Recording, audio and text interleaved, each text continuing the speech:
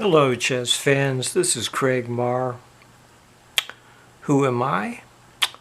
Well, I am a chess master. I started playing chess around 1972. This is the time that Bobby Fischer got onto the World Championship stage and beat Boris. And like any other teenager, I was just enthralled by Fischer and the way he just dominated the chess scene at the time. And so after a few years, it took me a while to study and play a lot of games before I became a master. And at that time, in the late 70s, there really weren't a great deal of masters in the United States. So for me, when I first made master in 1978, I was really thrilled by that and very proud of that too. Today, what we're going to be doing is we're going to be going over the opening of chess, which is the easiest part of the game to learn. And let's take a look at our chessboard here. And here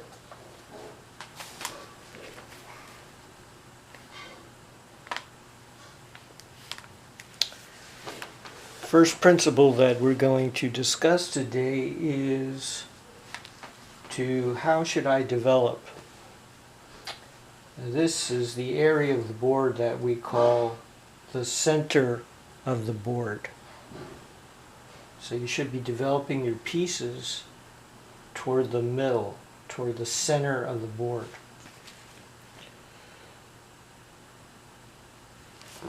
These are the knights, these are the bishops.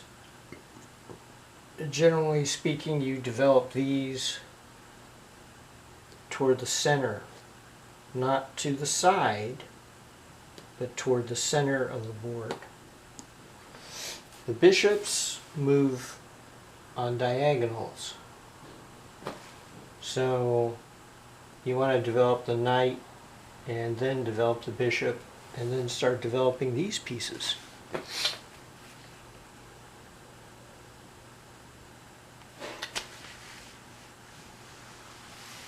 Queen is the most important, of course, besides the king. Guard your queen and try never to lose your queen. If he trades queen for queen, no problem, that's an even exchange. But I hate it when I see people giving up the queen for a knight, giving up the queen for a bishop, or giving up a queen for a pawn. And then once you give up your queen, you're going to lose the game.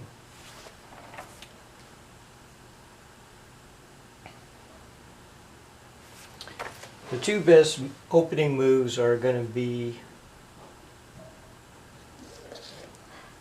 e4 is the move favored by Bobby Fischer. This is a move that Bobby played throughout his entire chess career. And the other move I want you to really think about playing is to play the one next to it out, 1d4.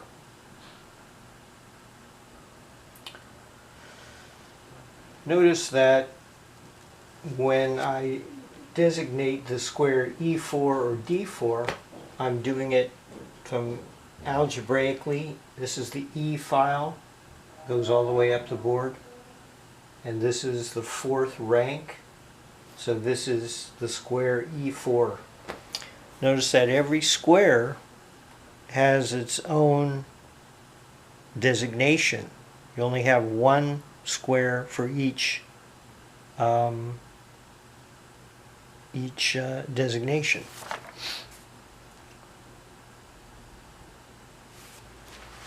So one of the questions that always arises, do I have to castle? The fact is that Castling is often a very good thing to do because it puts your king into safety. But sometimes you don't always castle on the king's side because he may have an attack brewing over there.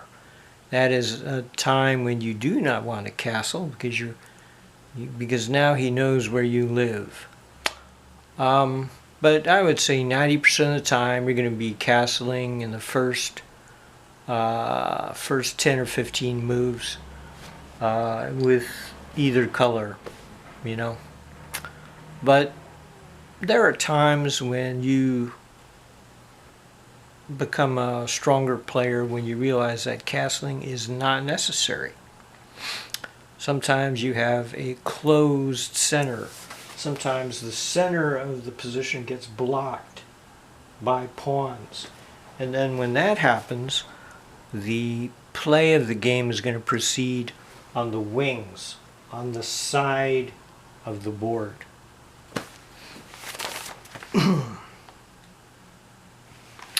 Another strategy, a very basic strategy you could use, is called the double fianchetto. Now, whenever I play a move like this is called a fianchetto. And this bishop exerts very nice power over this diagonal all the way over to there. Now, since that's a good strategy, why not other side? And this is called the double fianchetto. And this is not really a bad strategy because I can continue solidly this way.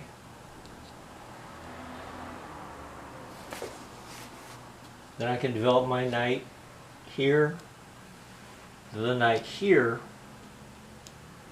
If I buy castles, then we have a nice smooth development. Notice that none of black's pieces really interfere with each other. You have harmonious, this is what I call harmonious development. And this harmonious development is going to take you a while to master.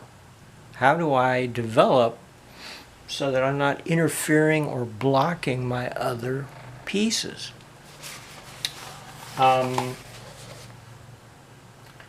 Anyway, that's all, folks. Thank you.